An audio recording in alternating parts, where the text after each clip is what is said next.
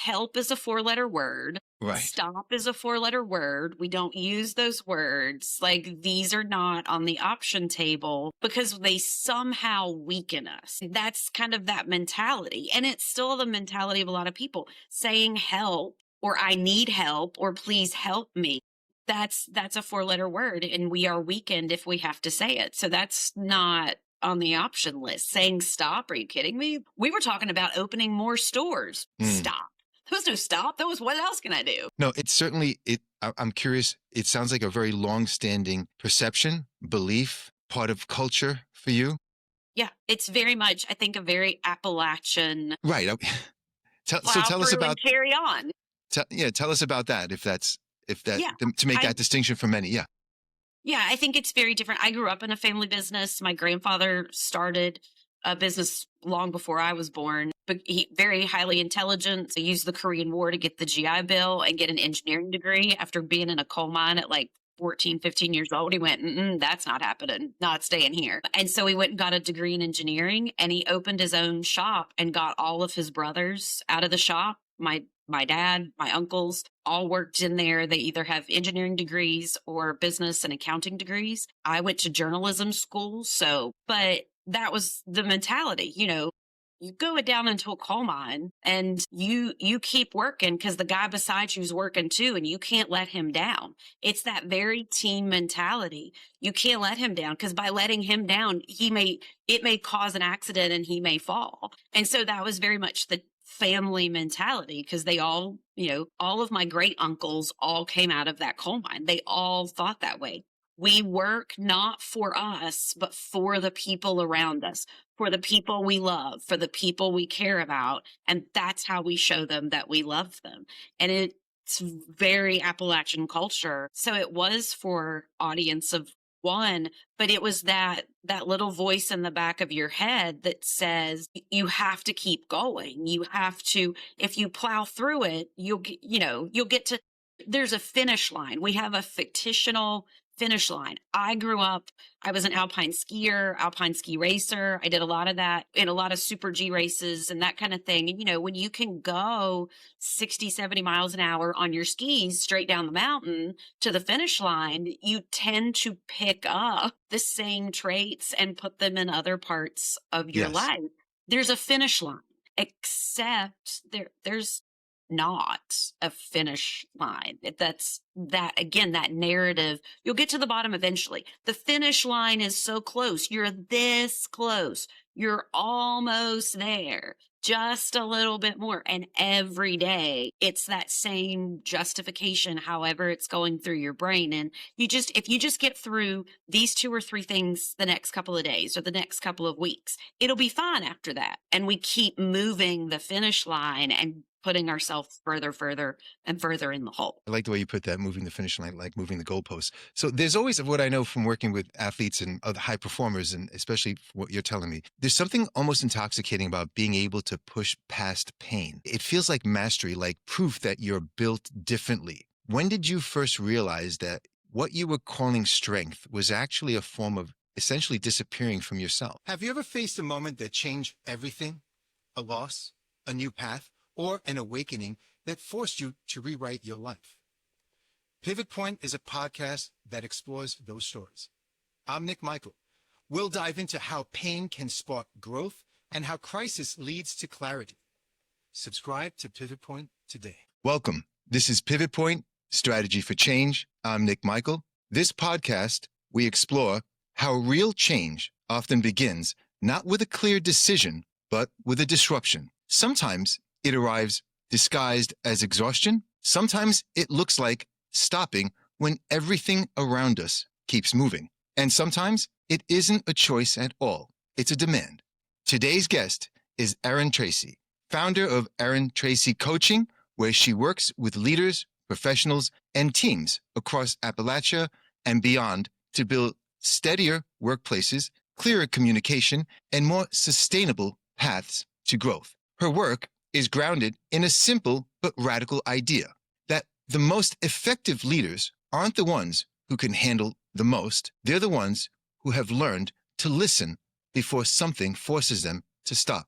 But Erin's expertise didn't begin in a coaching framework or a leadership manual. It began in her body. She describes her pivot point not as a strategic decision or a quiet realization, but as a full stop, a moment when outwardly she was still functioning, still showing up, still being depended on, while inwardly her system had reached a limit she could no longer negotiate with. What followed wasn't just recovery, it was a reckoning, a dismantling of long-held beliefs about strength, control, and what it actually means to lead with capacity rather than through collapse. In our conversation today, we'll explore what burnout looks like from the inside, how high-capacity professionals can mistake crisis for competence, and how the body often speaks long before the mind is ready to listen. We'll talk about agency, not as control, but as responsiveness, about limits, not as weakness, but as intelligence, and about what it looks like to rebuild a definition of success that doesn't require self-erasure to sustain. Erin brings both personal clarity and professional depth to this conversation. And I think what she has to say will land for anyone who has ever kept all the balls in the air while quietly running on empty. Erin, it truly is a privilege to have you here. Welcome to Pivot Point Strategy for Change. What pivot would you like to share most? When I think about pivots, quiet pivots are a place where I think it's a good pivot. It's the loud pivots that are far more painful sometimes and uncomfortable, but uncomfortable is a good thing. And we need to start seeing it that way. We think of uncomfort as negative, but it's those uncomfortable moments that get us where we're supposed to be and that are good for us. And we have to have them. So was there a particular point in your life where things began to shift? And what I'm always concerned or looking to explore further, the really most important piece here that separates what I do here from others, usually a change occurs either on an emotional feeling level, a cognitive thinking level, and then perhaps on a physical level. And that decision gets made at that moment, even long before the change occurs physically, when someone changes their lives. Where was that for you? When did you actually have that real pivot point moment? I think there have been several pivot points across life. The one that I kind of framed happened just a few years ago. I had our restaurants. We had a couple of different locations. You're running restaurants through the mass chaos that is COVID and post-COVID and all of the realities that we all lived through in that. And then I had ignored a lot of different issues that were going on and instead just worked through it. The harder I worked, the more I helped the people around me, the more I was a team player, the more I made sure all of my people at work were good, all my people at home were good. And, you're in that constant, let me maintain and juggle all of these balls that I hold on to. And I was on our cook line one day because I really have a very strong people first, work with the team to be there with them and support them.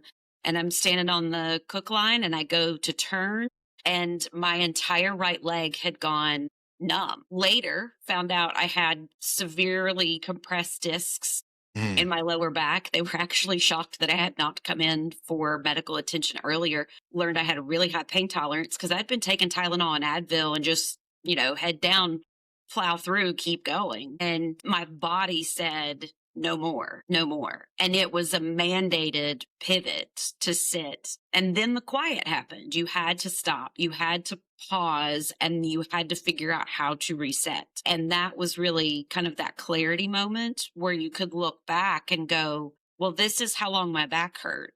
But this is how long before that I was somebody who'd never got sick for years. And all of a sudden I was constantly sick. Every cold, every flu, every small little bug was something big. And you really started to dig back and the exhaustion. And you went, wow, I've been doing this for probably 5 or 6 years before I ever got to my body was done. You're listening to Pivot Point Strategy for Change. If today's conversation resonated with you, take a moment to subscribe to the podcast and leave a review. It truly helps others find the show and supports the work we're doing here. You can find Pivot Point Strategy for Change on Spotify, Apple Podcasts, or wherever you get your podcasts. And if you'd like a deeper dive into the work we explore on the show, I invite you to visit my Substack page where I share in-depth articles and reflections. Before your body refused to continue, you were still functioning and being depended on. What did functioning look like from the outside, and what was happening internally that others couldn't see? I think so. My husband has talked about it in the time since then, and he noticed it long before I did, and was you have to stop, you have to pause, you have to rest, you sit down. It was to the point where he doesn't work in the restaurant. The restaurant wasn't his, but he would be like, no, I'll go in and clean the fryers for you so that you can just.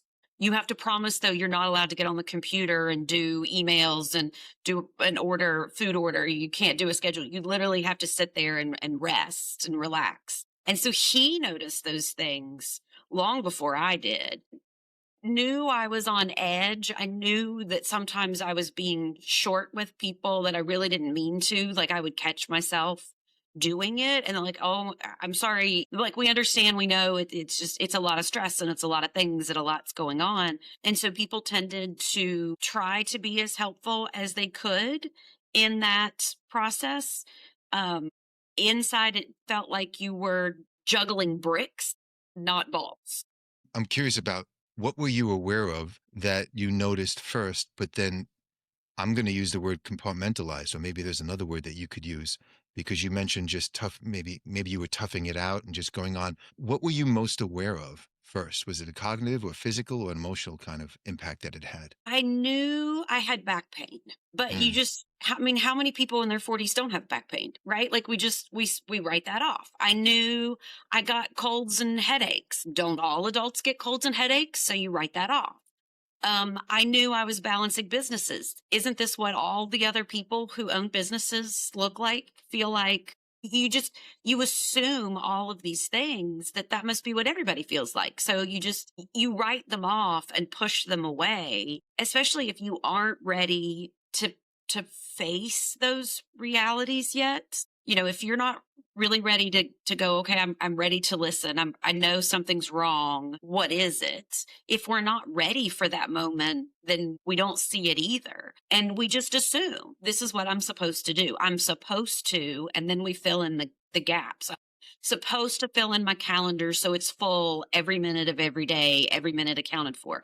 I'm supposed to juggle all of the things. I'm supposed to be the perfect wife, the perfect mom, the perfect boss, the perfect business owner. You're supposed to. And we kind of write that off in our brain. And then all the things around us start to crumble. You see stress. You see people avoiding you. You see that your friends maybe they don't want to be around you as much, not because they don't love you, but they know you're stressed and they may also be afraid you're going to bite their head off too. And so people tiptoe around you a little bit more and you start to notice some of those things. And then you just get mad, right? Because now you're in the fog of all of the things. So they don't show up for me like they used to.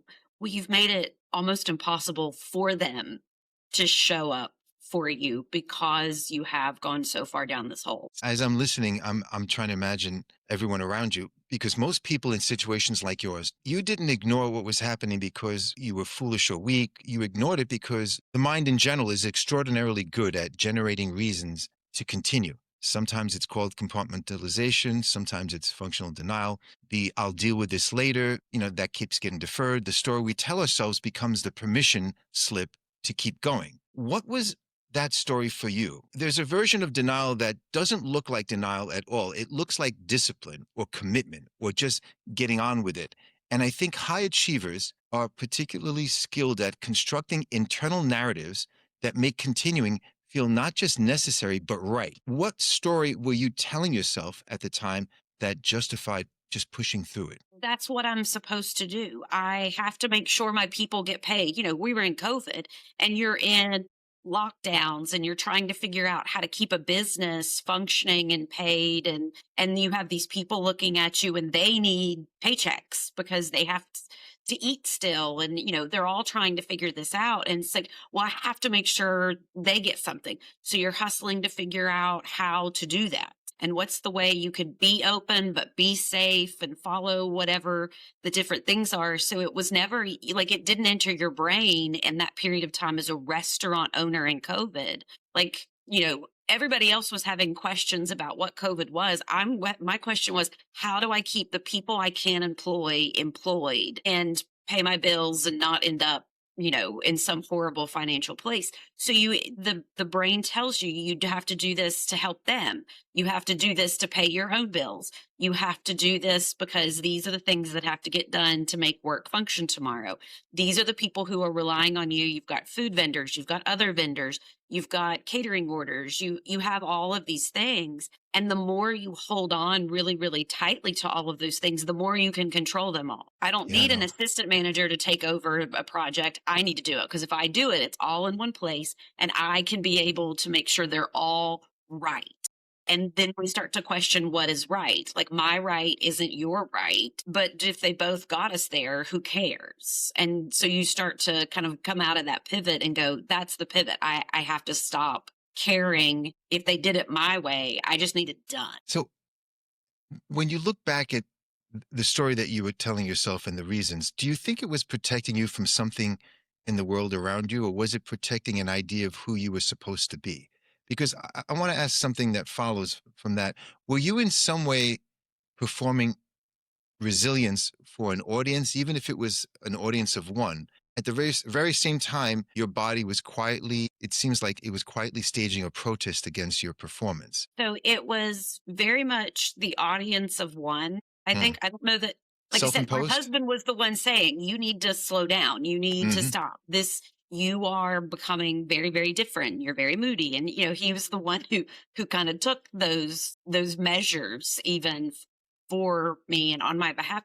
And I have to say, a lot of the employees that had been with me for a long time, because I had that very people first leadership and been right with them and side by side, they could see a lot of those changes and they knew they weren't me. So they would try to pick up the slack where they could, but I was in I have to control it. So it was for audience of one, but it was that little voice in the back of your head that says you have to keep going. You have to, if you plow through it, you'll get to, there's a finish line. We have a fictional finish line. I was an alpine skier, alpine ski racer. I did a lot of that in a lot of super G races and that kind of thing. And, when you can go 60, 70 miles an hour on your skis straight down the mountain to the finish line, you tend to pick up the same traits and put them in other parts of your Yes. life.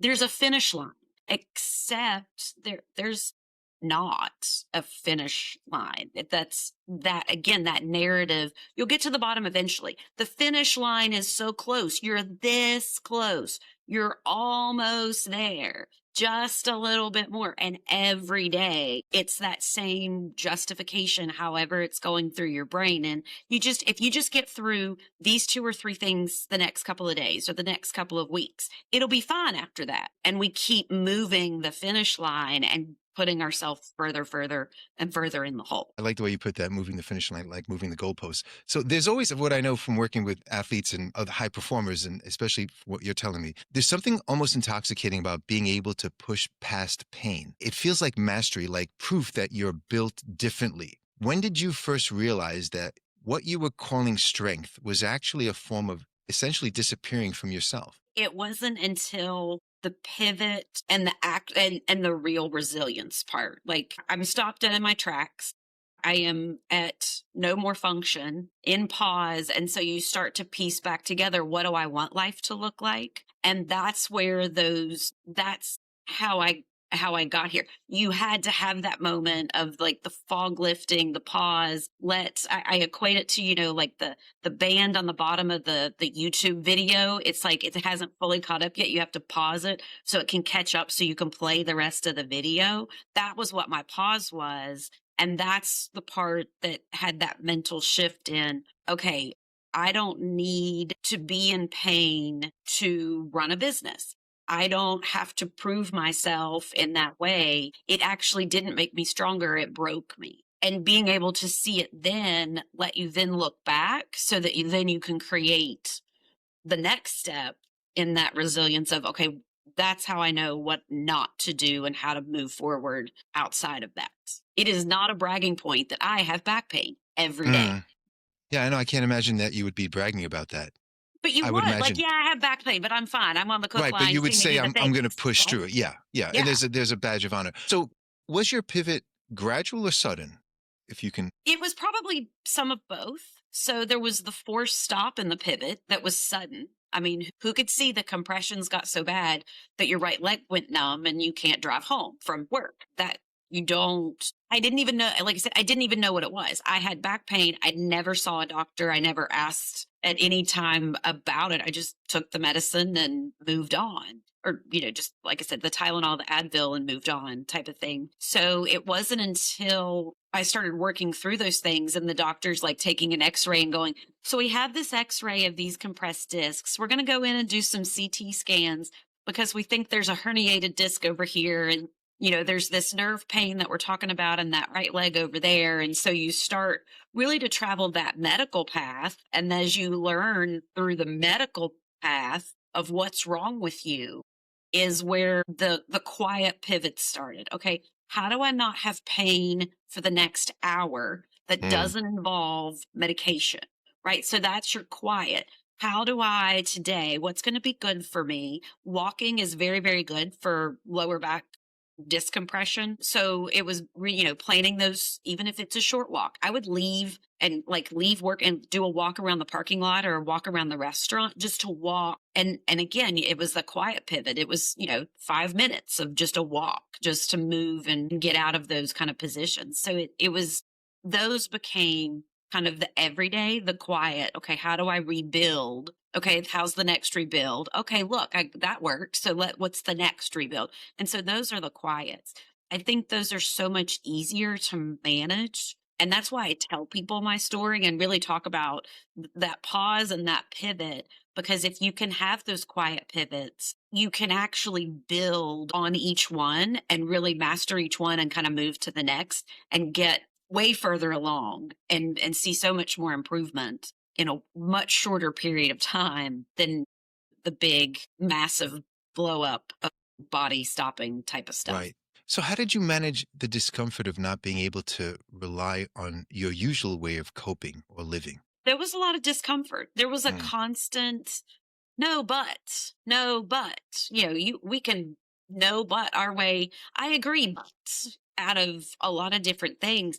And it was really kind of my husband. If we make the joke, I don't hear no real well, that independent, high achieving self. You tell me no, and I'm going to show you how no is wrong. Like that's just my mentality. That athlete thing. Maybe that's what makes me an athlete because of athletics. That I don't know which way, chicken or the egg on that one, but it was really kind of him going, this is done.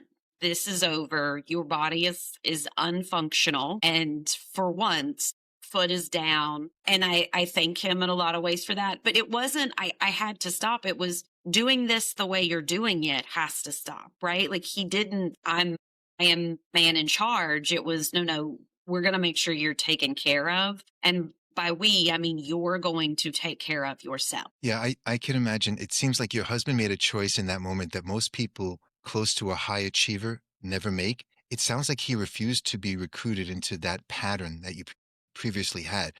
What was it like to be essentially loved by someone in a way that wouldn't cooperate with your own self-destruction?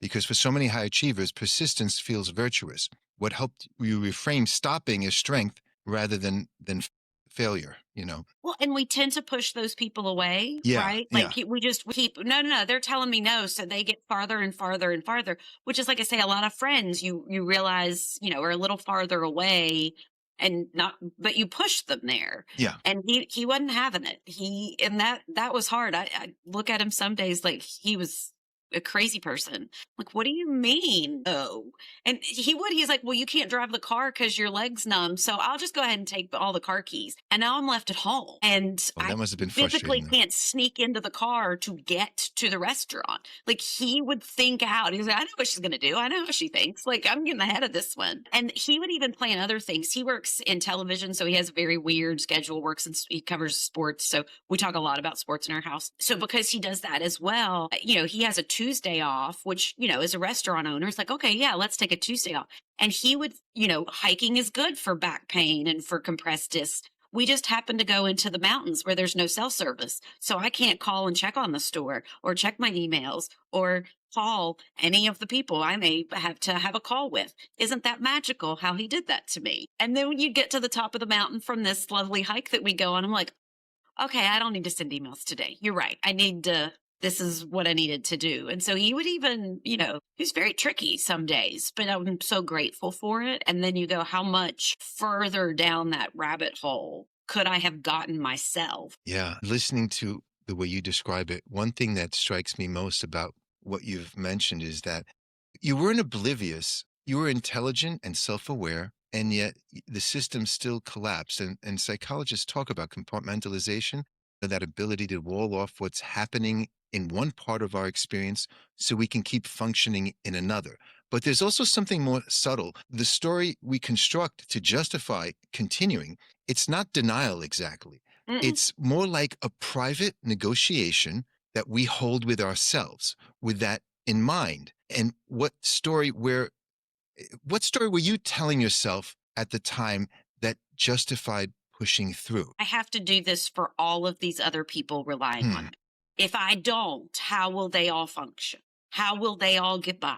And I think all people kind of have a certain level of that. But I have a very mom mentality just in general. It's that let's make sure everybody's taken care of. It's one of the reasons I went into restaurants, feeding people. It's how I still get my college kids home. Hey, guess what? Mom's making dinner from scratch tonight. Magically, they all show up.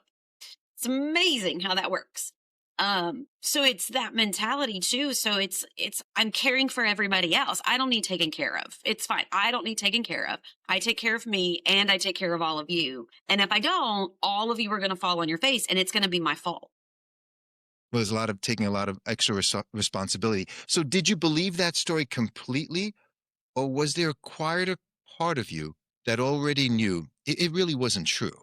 But I think there's that there was elements that you kind of knew that it wasn't true, but you kind of thought that it was, that both having kids of a varying age, we blended family 27 to 20 now. So, some were young teenagers, even into college age at the time. And so, just like we tell ourselves our kids can't function without us doing the things and we have to take care of this or that for our kids. It's like, no. I mean, at 15, they can do their own laundry, right? Like they don't need me to do that. But we tell ourselves that because that's how we love them, is by doing these things for them. And so the same thing carries through in a lot of that work is, I mean, yes, you did know, but at the same time, you're like, yeah, they could probably do it, but they'll do it better because I'm doing it. Right. No, I'm a It'd parent be as well. better. And that's one of those other stories you tell yourself. They can, but I can do it better. Better. So or did you ever... right.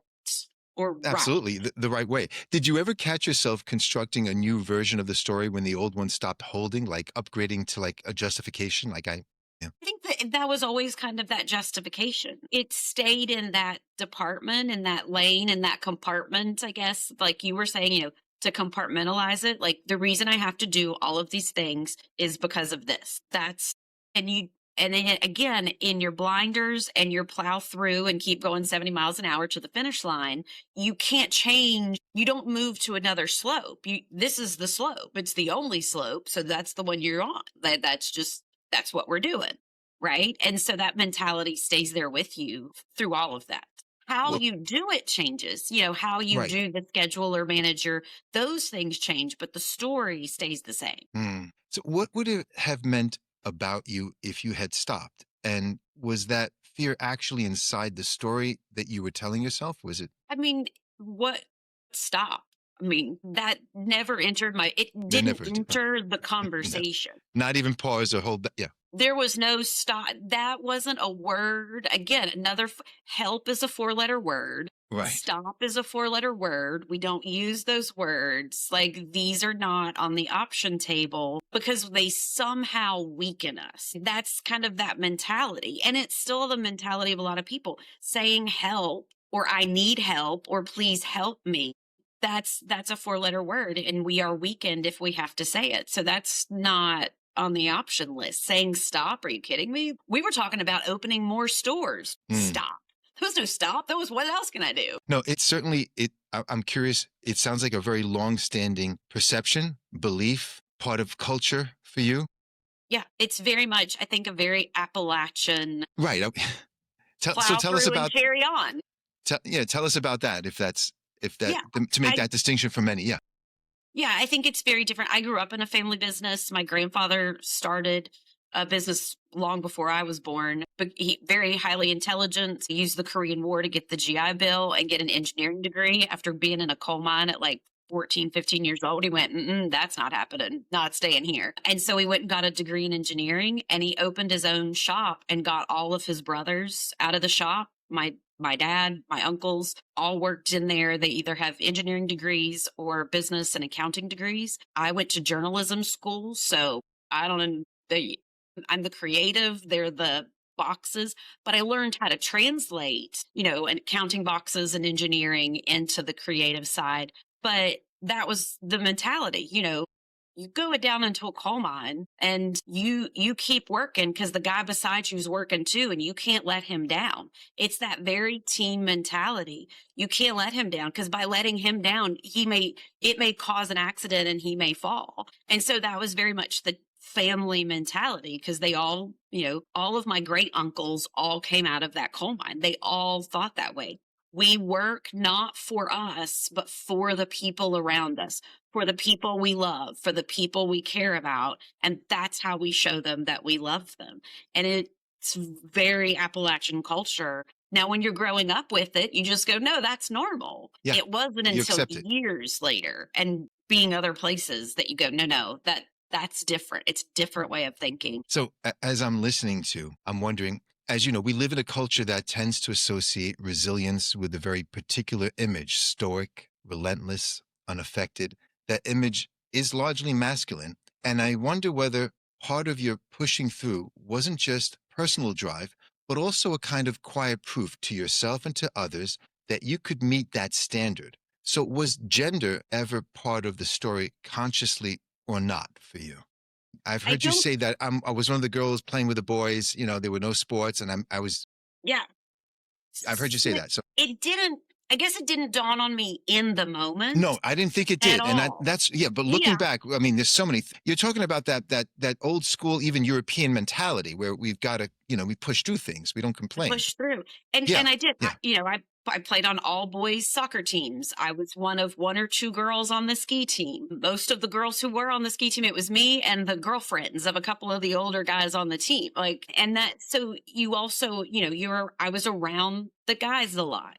I tend to have a little bit more of a sporty kind of background. So I enjoy some of my closest friends are my guy friends. So if they're all doing it, I can too. And it never dawned on me that there were elements I saw that were different in different spaces. But in far as the mentality to work that hard, I mean, my mom worked and she worked hard, and I saw her do that too. So it never dawned on me that there would be a difference in how women approached than men approach. There was a difference in how long it took her to get there because, she had kids and so things had changed, but she worked just as hard as he did. So there wasn't a difference in that to me. See, I'm sure you proved yourself by example. You proved your worth regardless. It had nothing to do. So you weren't looking at it like I'm keeping up with the boys. I'm just keeping up. And I'm excelling. Yeah, it didn't make a difference. And so that was just internalized. So I can see I've worked with people over the years where they were, let's say, high performers in different fields. And that's when they try to, you mentioned it earlier, you take what you've learned in one aspect of your life and you bring it over to another. And so that mentality persists. But then there are times when we're doing this and we're ignoring our personal needs at times. in order for the greater good. And that's the way you've associated it. So I want to ask about something that doesn't always get named directly. The work you do in leadership. So women in leadership often carry an additional layer of pressure around strength. This sense that slowing down or admitting depletion or pausing might be interpreted differently for them than it would be for any male colleague. That if some, and it sometimes would confirm that some people would saying, that dynamic exists, the need to prove what you're doing. Do you notice that in the work you do with female leaders? There definitely is a different approach. Is there more pressure? I'm trying to figure out too. And what do they say to themselves? And how do you get them through all that? Because I'm sure it's something you confront. There is a different pressure because we have women, like I have taken into account in various jobs over the years, and women that I work with, there's that conversation of, well, we got married and we want to have kids in the next year or two. So my boss kind of made a hint that they didn't really look at me for this promotion because they realize I'm going to probably be pregnant in the next year. So they don't want somebody who's gone for 6 months and you're like, I'm not even pregnant yet. It could take 5 years before I'm pregnant, but I can't have a promotion now. Or, conversations when we have to say, the kids are sick at school and school calls, you need to come pick them up. More often than not, they're calling mom. And mom's the one who has to leave and rearrange the day and change the schedule. And the people left behind are going, oh, she's not really committed because it's more important to go pick up the kids. I have lost promotions and it's been a direct line to, well, you're a single mom, so we just didn't know. I'm like, I'm already doing the job. You just didn't give me the title or the paycheck. I literally do the work. And then I had to train the person who took that job for me, which was a man. So I was like, so I'm still doing the job, but is still not getting paid for it. And we see that as women. We see other women that have to go through that. We have been there as women. I was just at a tech conference that was a women in tech. And there were a lot of men in the room, but it was a lot of focus on women and expanding into this tech fields. And it was funny because it didn't matter the age group or the generation. Every woman in the room had a different story because it kind of came up. How many times have you been, patted on the head or, the comment made about, look, the girls in the room let us explain to her, or it's still happening to my 24-year-old daughters. I have two 24-year-olds. They still get it in their work. And it's like, we've made so many strides in other places, but we still don't have that stride. So there is fear to kind of step up in those different roles, or how will we be perceived, or how weakness will be perceived. Somehow I'm weak, uncommitted, not part of the team because I need to work from home for 2 days because a kid's sick. Other people don't get that same kind of thing put on them, or because you're a single mom. That's you go even into the next layer of, well, you're a single mom, so I don't want to put too much on your time. No, I'm fine. No, that is a challenge for many. As I'm listening to you, I'm thinking about how fortunate the clients and the people that you work with are to have those experiences that you've had and can take them.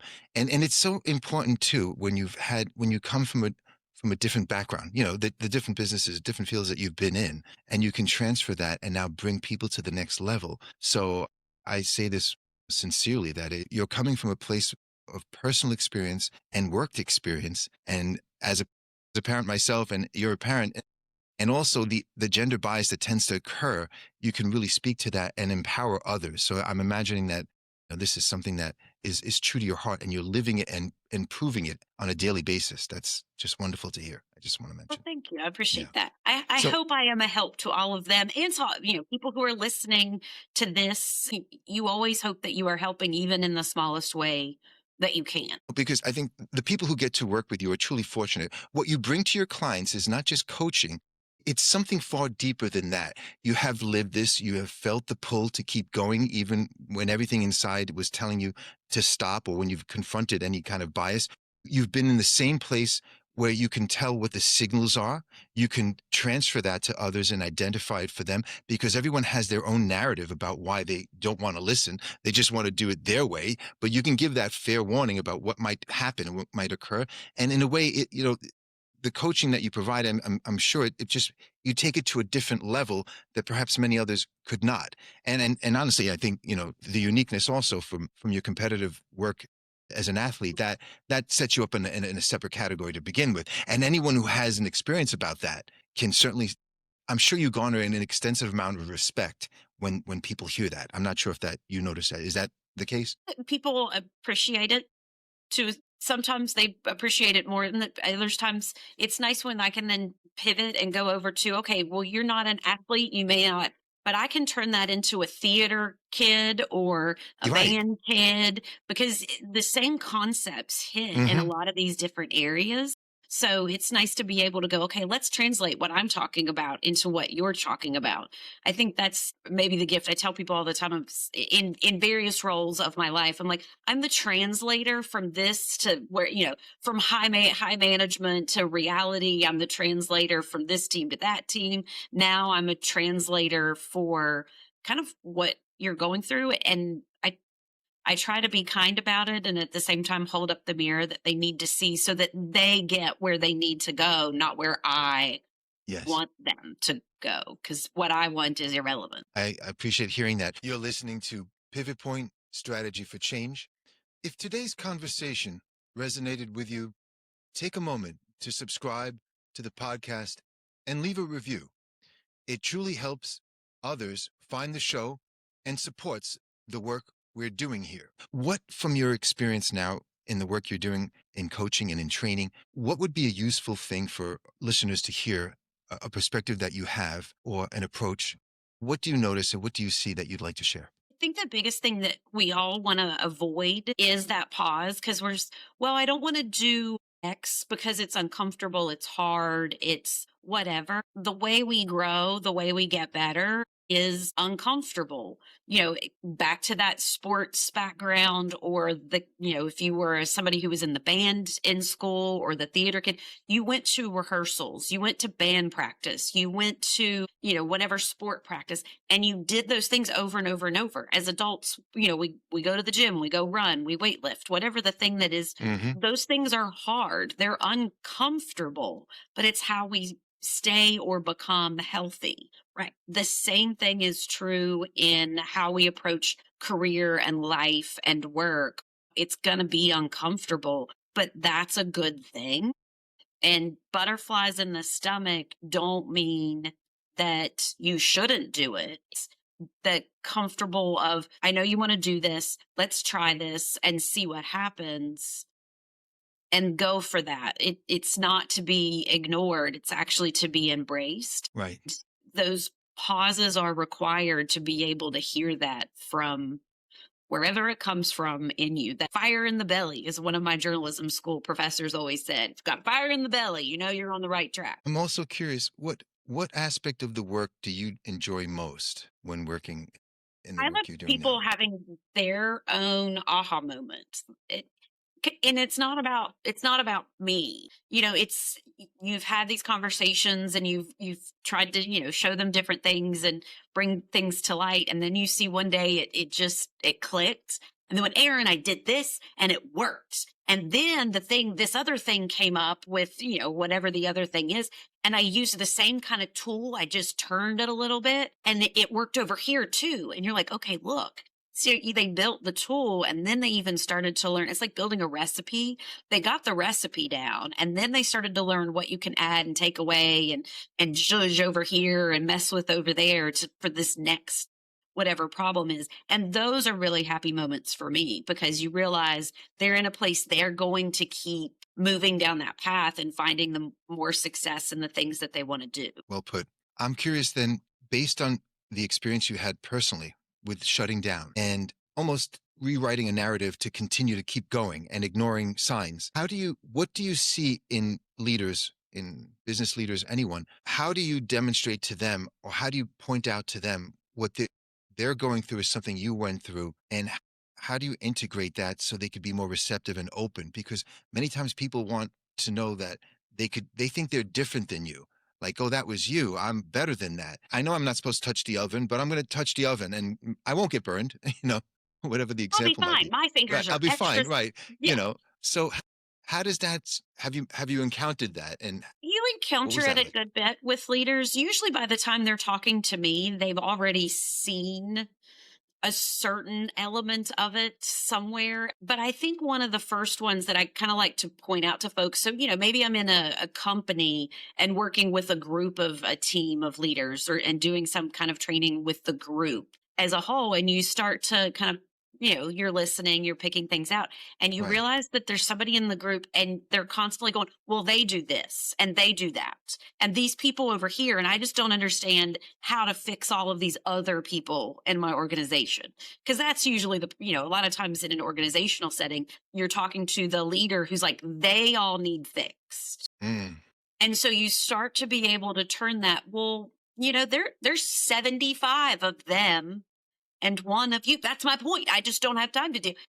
Maybe the one that we can change or work on or have a different approach might be the one, because it's easier to start at one than 15 or 75 or however many people you lead in your organization. But it's the warning sign to me when I'm working with somebody is when they start going, well, that those so, people, because it's real easy to blame mhm. and point fingers. It's a lot harder. So that's when you start to go, okay, let's change where the mirror's pointed. Let's turn the camera around Mm, and start I like putting that analogy. some concepts. And that's where we start, because we can't change 75 people. I don't care how many times I show up to train and teach and coach. I can't do 75 people. It's just not a number that you're going to magically, but I can one. Yeah, oftentimes people have a blind spot. What you're doing is you're shedding some light on that. You're exposing it, bringing it out to the open. But I'm sure your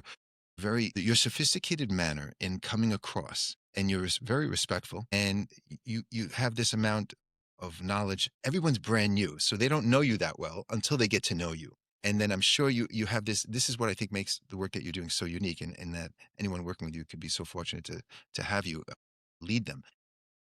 Tell me about. I want to hear your impression of. I have kids, and my kids are in their 20s. I have three, my daughter, my two sons. So, what's it like with Gen Z kids and training them or having them in the workforce? Do you hear employers, leaders, owners, do they talk about the ones who are Gen X or Yeah. baby boomers? So Do all of they? mine fit in Yeah, that Gen Z. The oldest one is like right on the bubble. So sometimes she'll do something. I'm like, oh, that was very millennial of you. And most of the time it's very Gen Z. right. So it's So, different. tell me But about that. several of my kids have also worked in our restaurants. So they worked for mom. And so they saw both sides of it. They knew what it looked like at home and they knew what it looked like at work. So it is very different. It helps me to translate when I'm having generational conversation. And this is why when you communicate with your Gen Z staffers or that it's not going That's what. over well, Tell us more 'cause about that. Yeah.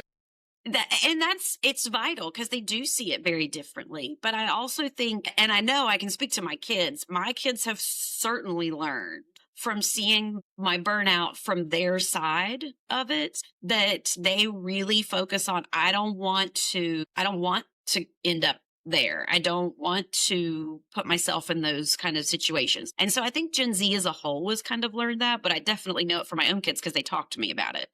Yeah, I have two daughters who are 24. The boys are still here and they go to college. We live in a college town, so they go to college here.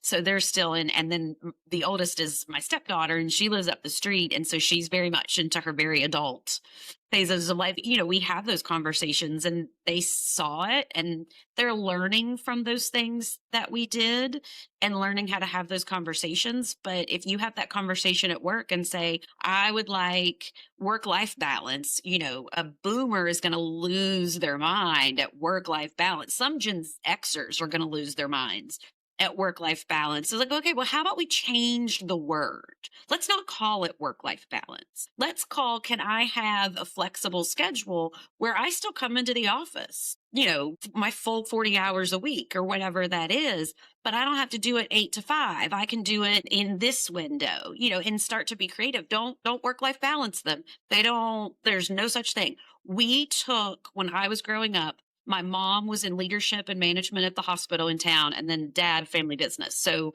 there's leaders all around me. They're everywhere. Can't get away from them. We took an answering machine on vacation and hooked it up in the phone at the condo at the beach because there were no cell phones, because they didn't want people on at the business, at the hospital, God forbid, a client, the world would end. And so there was an answering machine so they could call us on vacation and leave a message.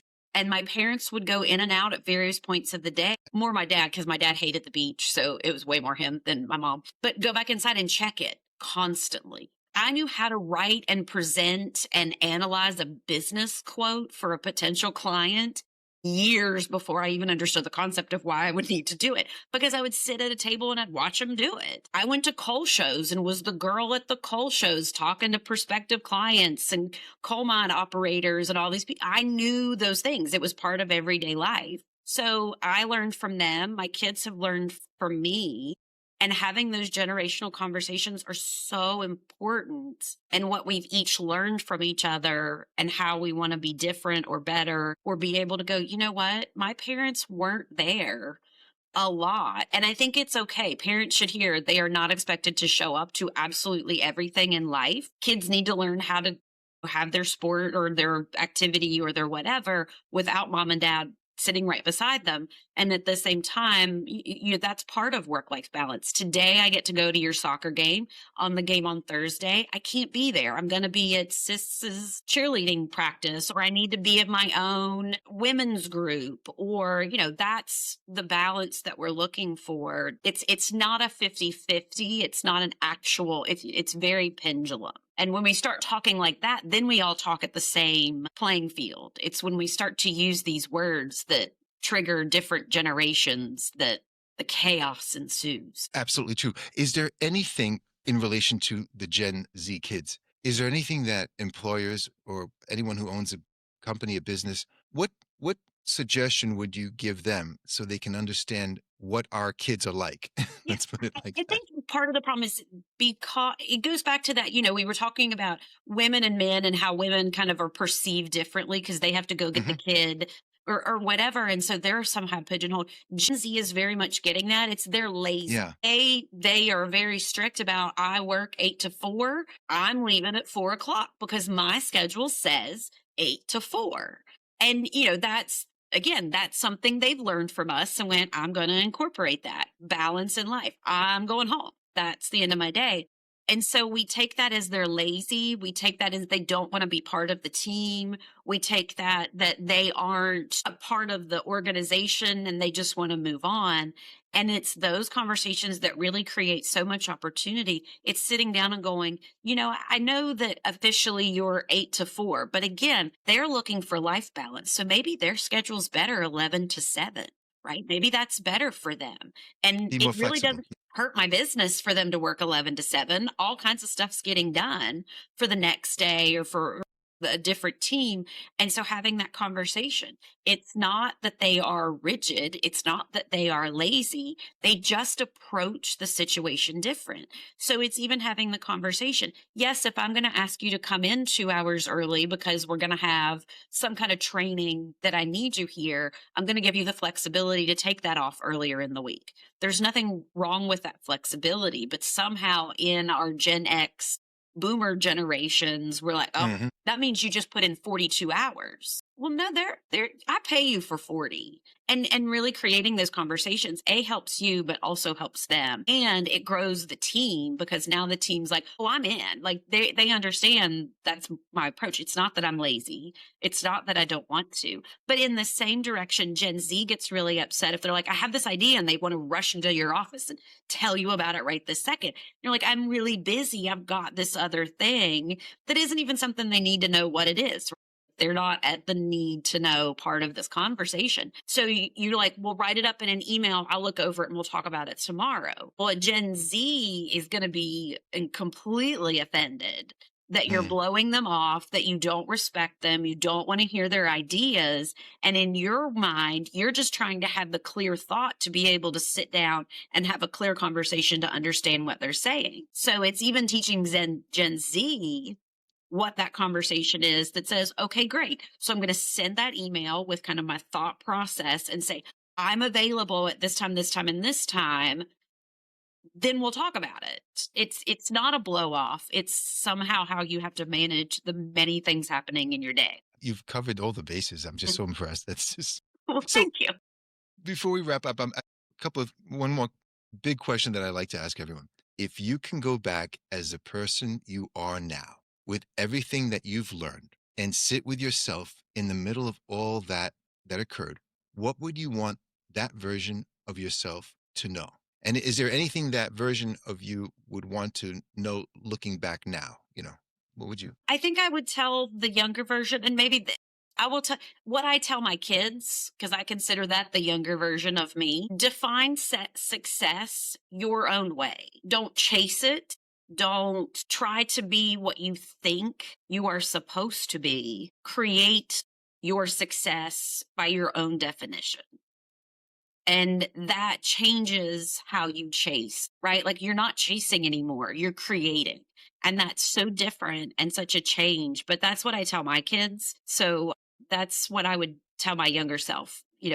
We had this, what success is. And success is the big house and the big car and the expensive vacations. But that's not really happy. And if you're not enjoying it and you're on the phone with work half a vacation, checking the answering machine in the condo, what good did it do you? Erin, before we wrap up, I just have to say this directly to you. The work you are doing matters enormously. And I don't say it lightly. We live in a culture that has almost trained leaders to disconnect from themselves, to treat their emotions as weakness, to treat their body as signals, as inconvenience, and to push through the discomfort and keep performing at all costs. And the people sitting across from you that you're coaching, they carry that also. And it seems that they've been carrying it for years, perhaps. And what you bring to them is something, they cannot get anywhere else because it comes from a place of real experience, real understanding, and real compassion for what that journey looks like. You're not just helping them perform better, you're helping them survive better, and you're helping them lead from a place of wholeness rather than depletion. And that ripples out to their teams, to their families, to every person that they touch. So I want your clients and anyone considering working with you to hear this clearly.